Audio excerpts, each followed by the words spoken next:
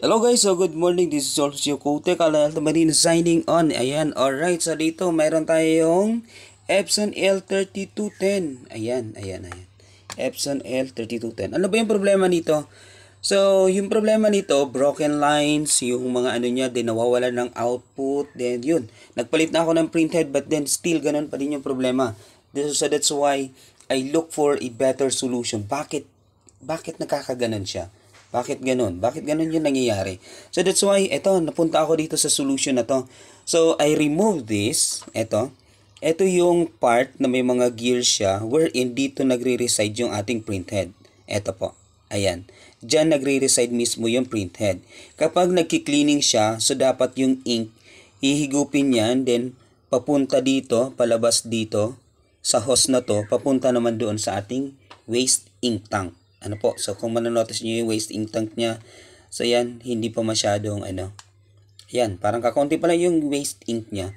So, palagi siya nagpe-perform ng cleaning, kasi nadidetect niya na walang output. So ganun yung nangyayari. So that's why, ito yung nangyayari sa printer natin. Ayan, kung manonotice ninyo, yan. So madami ng ink dyan, oh. Kapag nag-print kayo, so madumi na yung ilalim ng yung ilalim ng bond paper kasi dahil dito. Now, paano ba 'yan nangyayari? Ganito 'yon. So dito kasi may hose 'yan, sabi ko nga kanina, dito na pumapasok yung waste ink, then hinihigop 'yan papunta dito, nagsi-circulate 'yan papunta doon, then papunta doon sa waste ink tank natin. So, kapag barado to, ay yung problema nito is barado to. Ano po? Kapag barado to, ang nangyayari niyan, so dito na lang, hanggang dito na lang yung ink niya or hanggang dito na lang yung waste ink niya or sometimes dito na siya napupunta kaya yan, madumi na siya. So, yan yung nagiging problema. So, one thing pala na problema, biggest thing na problema ng Epson is that so, sometimes nababarahan siya, hindi nagsisirculate. Bakit at papaano? Kasi tingnan niyo. So dito bilog yung hose, then dito nagfa-flatten na siya, ayan oh. Then hanggang dito sa kabilang ito flatten na siya kasi iniipit kasi diyan eh. So almost flatten na siya. So napakakunti lang yung chance na mag-circulate yung ink. Ano po? So yan. What you need to do, ganito, kasi wala tayong magagawa kasi niya yung design niya, ano po. What you need to do, pwede mo naman tanggalin yan, then, or pwede mo naman yan ihang para continuously, yun yung niya, continuously yung waste ink pupunta doon. Pero sometimes, ganito yung nagiging problema niya. Nandito yung problema sa loob nito. So, what you need to do is unscrew this, ano po, yan, i-unscrew natin. Yan, nalaglag na yung screw. Yan. Eto. So, tanggalin mo muna to. Tandaan mo na lang. Or, picture ka na lang or mag-video ka. Eto. So, papakita ko to sa inyo. Eto siya mismo. Yan. Baliktarin natin. So, etong gears na to, kung manonotice mo, ayan, umiikot yan dyan, umiikot. Ibig sabihin yan, umiikot. So, ibig sabihin, yung hangin or yung loob ng waste ink na nun, sinicirculate niya yun papunta dito, palabas doon sa ating exhaust, papunta doon sa waste ink, ganon. So, that's why ito, mayroon siyang gear, then mayroon siya, ito, siya. So, siya yung nagpupush nung pressure para mag-circulate yung hangin or yung ink. Ano po? So, kapag barado yan, wala nang lumalabas na ink, wala nang lumalabas na hangin. So, that's why, ang nangyayari niyan, yung printhead natin, yung output niya, kahit okay pa, kahit hindi naman barado yung printhead natin, ang mangyayari niyan, broken lines, lahat ng mga colors minsan naman is yung cyan, magenta, yellow, or black. So, hindi yon, ganun pa din kahit anong gawin mong perform ng cleaning, kahit anong gawin mo, kahit mag power ink flashing ka pa, kahit higupin mo pa yan, kapag barado, ganun pa din yung magiging output niya. Ano po, doon ko lang na-realize na ito pala yung problema ng printer na to. So ito, nalaglag na siya guys. Ito, what you need to do, kasi sabi ko nga kanina, ito, di ba bilog siya yung hose, then dito na flatten na siya. Ang gagawin natin ganito, yan. Tanggalin mo yan, so tandaan mo na lang. So ito pala, tandaan lang natin kung paano ibalik. Ganito lang yan, ganyan lang siya. Yan. Ganyan lang. So, dapat kasi nito nagsisirculate, umiikot yung ink. Yan. So, yan. Then, kuha kayo ng hose. So, lagyan nyo dito, then papunta doon. Then, so, dapat lumabas doon yung tubig. So, gagawin natin yon in a few minutes. Pause ko muna. Punta tayo doon sa backyard. Alright, nandito na tayo sa backyard natin, guys. So, ganito yung gagawin natin. Sabi ko nga, from one edge, so dapat ilagay natin yung hose ng tubig. Then, pasok natin yung pinakang hose niya. Ayan, so dapat sa kabila, ayan. Ayan, kung manonotice ninyo, tumutulo siya, ayan. So, dapat continuously, hindi barado. Ito kasi nilinisan ko na siya, kaya yan. Then, ibalik natin siya. Ibalik natin siya dito. Then, itry ulit natin. So, dapat continuous pa din yung kanyang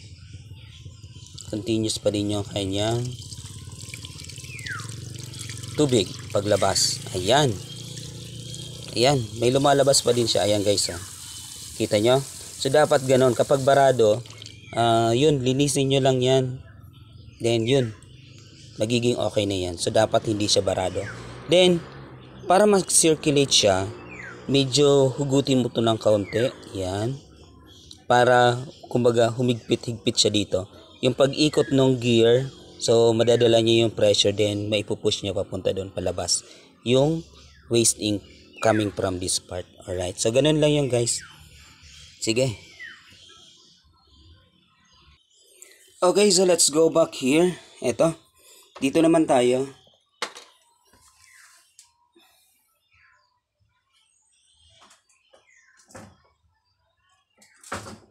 So, balik tayo dito, guys. Yan. So, ibalik na natin to. Yung gear niya. So, eto. Nandito siya dapat. Yan. So, take note. Ganyan yan, ha. Then, ipasok natin siya doon. Ayan. Pasok doon. So, dapat naka-fit siya dito. Sa bilog dito.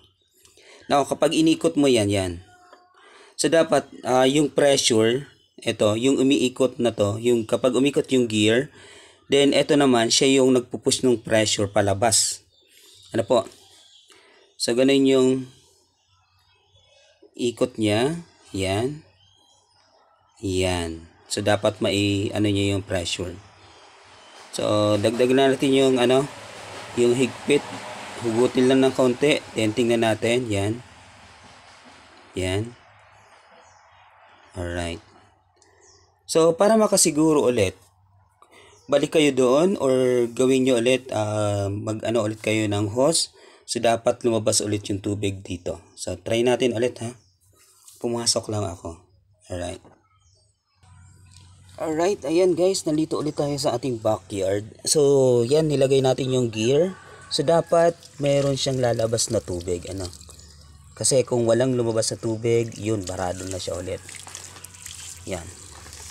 Ayun, so meron, di ba? Ayan. Alright, so dapat ganun yung flow niya. Okay.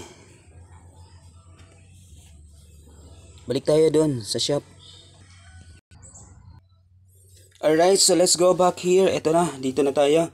So yun, nakita na natin, di ba? Pinakita ko sa inyo.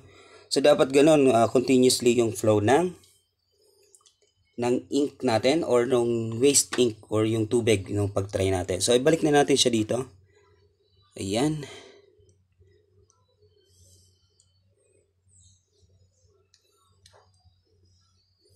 Ito guys, ito nga pala So, linisin nyo na din siya ng tubig. So, iano nyo lang dyan yung hose para malinisan. Ito, nalinisan ko na to kanina pa. So, dinemo ko lang sa inyo kasi nakuha ko na yung pinaka main problem niya. And ito yung pinaka main problem niya. So yan. So bago kayo magpapalit ng printhead, gawin nyo muna to. So possible ito yung problema ng printer niya. Sige, yan. Binalik na natin. So yun, yung screw. Balik natin yung dalawang screw. Yan.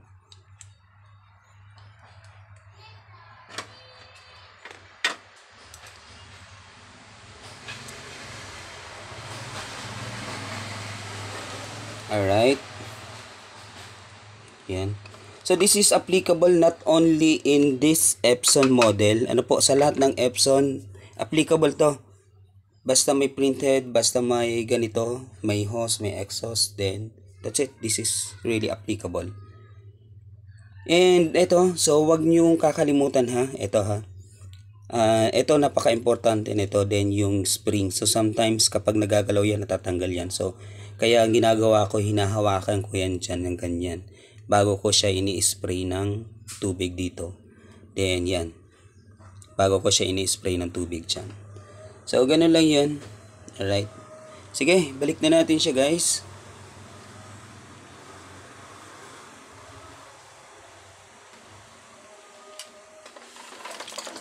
Tingnan natin kung effective ba yung ginawa natin. Ayan. So, hoping na nakikita ninyo yung gagawin ko. So, ang pagbalik naman nito, ganito lang siya. Ayun. Wag natin kalimutan ilagay siya sa ilalim dito. Yan. Alright.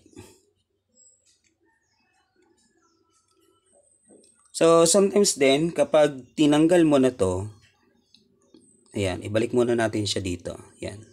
Balik natin siya dyan kasi yan yung pinakang design niya yan. So sometimes kapag binalik natin siya dito, naiipit yung hose.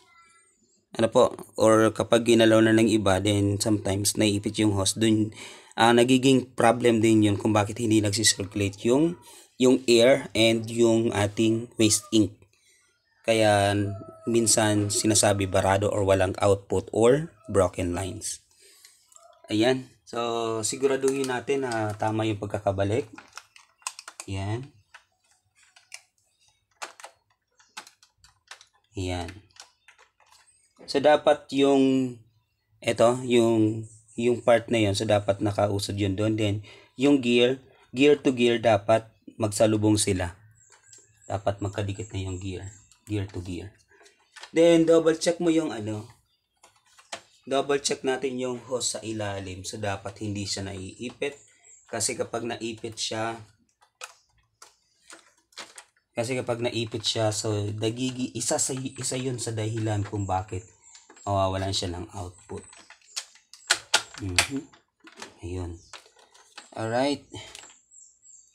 Sige, ganun lang yung style niyan guys, kung paano siya gawin. Para at least alam nyo na. Then, balik na natin yung dalawang tornilyo dito. Yan.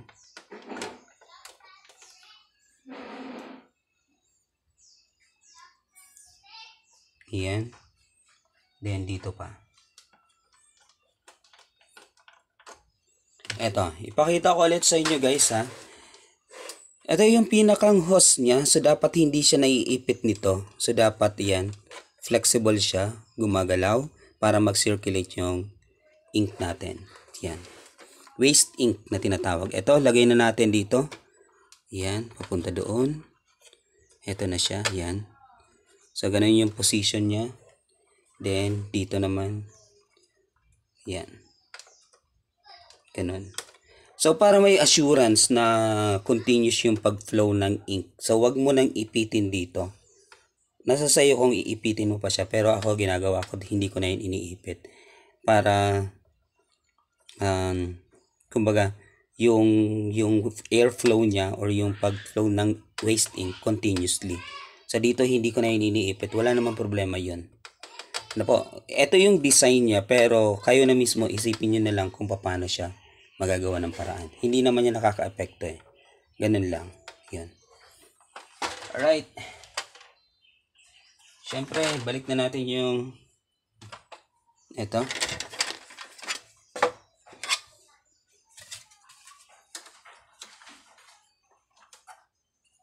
Ito, balik na natin.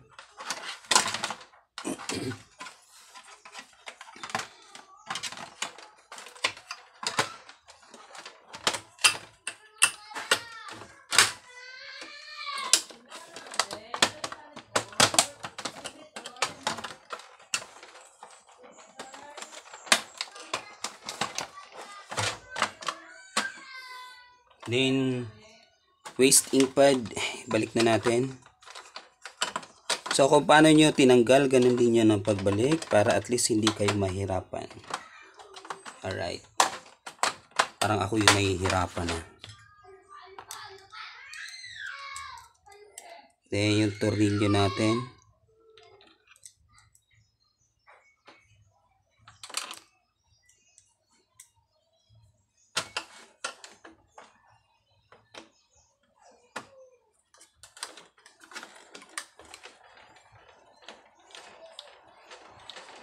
Ayan, so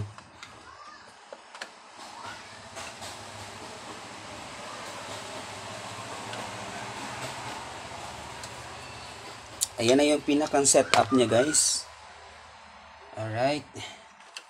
Ikutin na natin. Then ibalik na natin yung mga connections niya.